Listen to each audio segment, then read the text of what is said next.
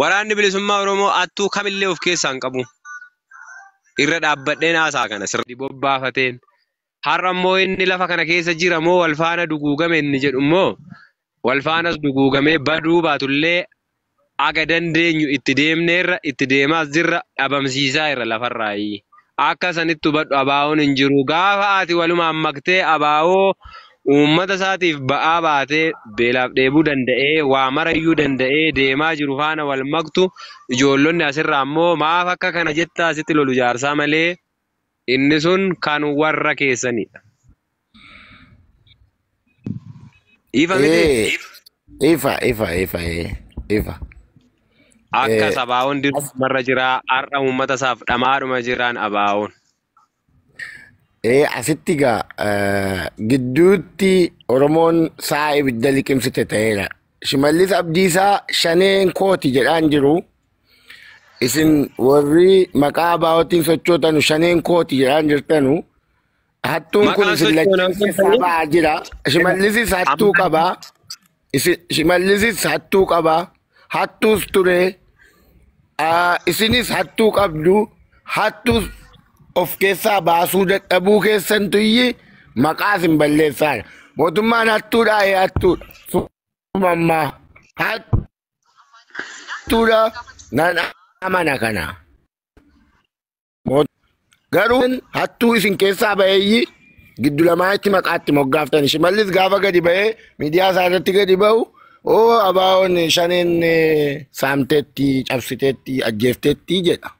Isinis amma shanee hin beeknuu kan shimallisii jettan hattuun giddu lamaan kan keessatti maaf qabamuu dhabe maaf ummata keenya irraa ba'aa ta'ee ummata keenya ol galuuf gabba'u dhoowwa. Ummata keenya yoo isin jedhu ummanni Oromoo naannoon tokko nagaadha. Kanaaf jedhee shanee kanaaf jedhee naannoo Wallaggaati. Kana malee dabalaa hin jiru. Kana iddoo kanaan iddoo ibsa bal'aatti naa kennite gaariidha jedheetanii amanaa. Akkuma dhaabnis leenjifattee yookaan immoo bakkuma leenjii mooraa waraanni bilisummaa Oromoo qabutti hattuu leenjisee hin qabu. Waraana bilisummaa Oromoo leenjisee qaba malee. Waraana amanamaa fi waraana ciccimaa gameessatu jira waraana bilisummaa Oromoo keessa. Hattuun takka illee leenjitee yookaan ergama fudhattee nu keessatti leenjitee nu keessaa dagaagdee baatu hin jirtu. Garuu inni leenjiseetu mootummaan kan inni gadi bobbaasu. Maal gochuuf akka ati hubattuuf sirnaan nuufi hawaasa walitti buusuudhaaf gidduu kanatti hojjechiisuudhaaf haan inni leenjifatee gabbaasu jechuudha. Waraanni bilisummaa Oromoo hattuu kamillee of keessaa hin qabu. Irra dhaabbadheen haasaa kana sirnaan jechuudha. Hattuu taasisee kan mootummaan gadi ergate fakkeesse. Isa kana maal gochuuf? Siyaasa isaa bareeffachuuf. Isa kana immoo nuyi dhabamsiisaa irra moo dhabamsiisaa hin jirru ragaan hawaasa keenyaadha. Qabannee tarkaanfii madaalaa ta'e itti fudhachaa kan turre har'allee itti fudhachaa kan jirru. Isaanuma bobbaase sanallee qabee miidiyaa irratti baasee miidiyaa irratti haasofsiisaallee jira. Akka nama qabeetti akka nama booji'eetti. Inni kun immoo miidiyaa irratti illee argamaa jira. Caalatti immoo miidiyaa irratti qofayyuu osoo hin ta'in hawaasti Oromoo martiyyuu ragaadha isa kana.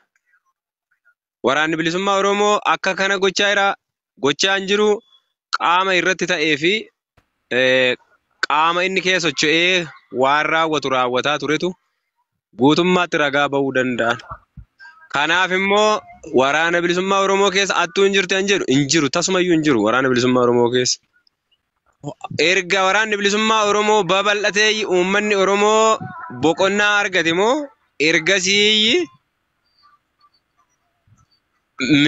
boqonnaa malee bulaa jira jennee yoo laalle isa kana afaan guutee dubbachuu danda'an uummatichi jechuudha. Karra isaa huncufatu ergasii. Garuu gaafa immoo mootummaa warra bobbaase sana bobbaase aga nuyi qaqqabnutti akkam ta'aa jira akkam ta'aa ture isa kana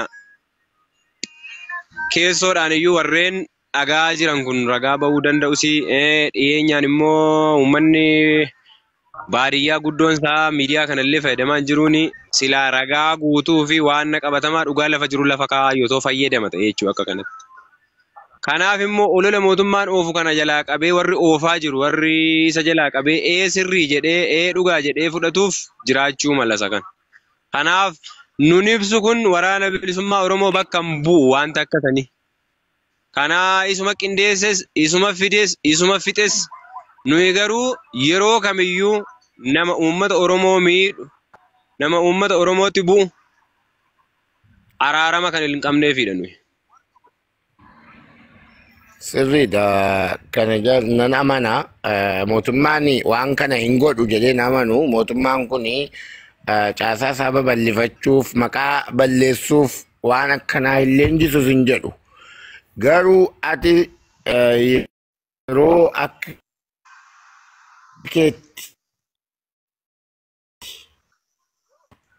hattoonni hin jiranii jedhamu yeroo tokko tokko naafisuma ta'ee baay'ee kan isin baraadhuma keessatti birrii guddaa wajjin maallaqa guddaa wajjin kaatanii footoo kaatantu jiru. Inni akkasiis maqaa keessaniif hin tolu. Lama yeroo baay'ee yaani mobaayilonni isin hirkatti argamullee mobaayila iPhone smartiiti isin hirkatti argama. Abaawoonoo kaduriyoo mobaayila iyyuu hogganaadha gadi malee hogganaa malee kan jaloon iyyuu qabatu amma jalootu iPhone smartii qabata. Namni keenya kanaa amana gaafa Shimallis Gabbahee abaawoon hattuudha jedhu hin amanachumaan. Maaliif maallaqa baankii keessa taa'uudhaan malleetu baraa keessatti argama gisee tokko akka. Inni akkanaa kunoo isin jedhamoo isuma amma Shimallis leenjise. Waanuma achi keessatti tuqame kuni silayyuu hojiin isaanii bobbaan isaanii maalidha? Uummata Oromoo boochisanii uummata Oromoo saamanii walitti qabanii fakkeessanii haasa'uu fi uummanni kun immoo akka nu jibbuuf kan isaan godhani maallaqa uummataallee funaanuu danda'u. Funaanaas turan. Isa kana immoo fuudhanii gara kamitti maxxansu fidanii gara waraana bilisummaa Oromooti akka kana godhee maallaqa ganaa bukkeetti argame. Waraanni bilisummaa Oromoo inni dhugaan takka achi bahee maallaqa qabatee isaan bira gahee hin beeku. Waraana bilisummaa ta'e waraana harka hin qabamu tarkaanfii inni fudhatu dhiibaa achumaa hasufa. Mobaayilota akkasii qabattu isaan biratti wantoota qaqqabu.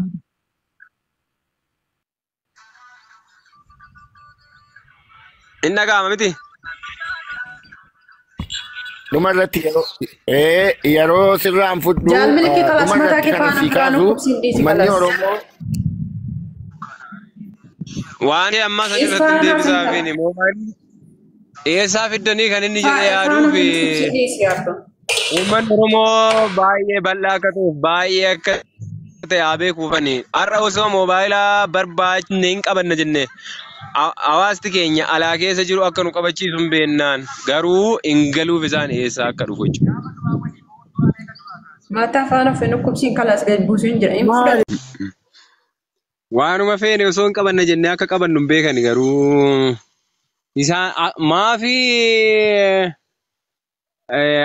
akkuma ta'e akkuma jedhame sana akkuma isa kaleessaa san kophee akka hin hidhanne illee hin fedha amma yaada isaatiin yoo ilaaluun.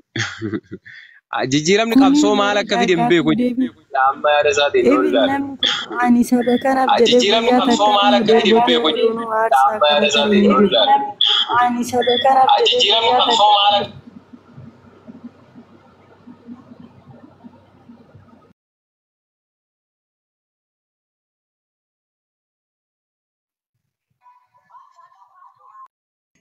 Jaal Milki.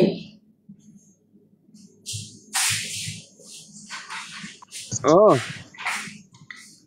Fataa dadhabbiin kalaas gaaffii isaanii komentii isaanii si ilaaleen namoonni haasoo barbaadan immoo murtii irraa kaasaa. Jirtu dubbi keessan nagaa waltanii. Jirra dhugaa kan beektu akka. Oona baga nagaan isa warree dhuftan. Sirba faatti nu banaa kalaasa magaaffii fi deebii firaadhaa Jaal Milki. Amma sirba babbareedaa isaa barbaanneeti. Ijoollee kana jalaa barreeffadha inni gashinaan ijoollee walaloo fa'aa qabanitu jiraachuu danda'u.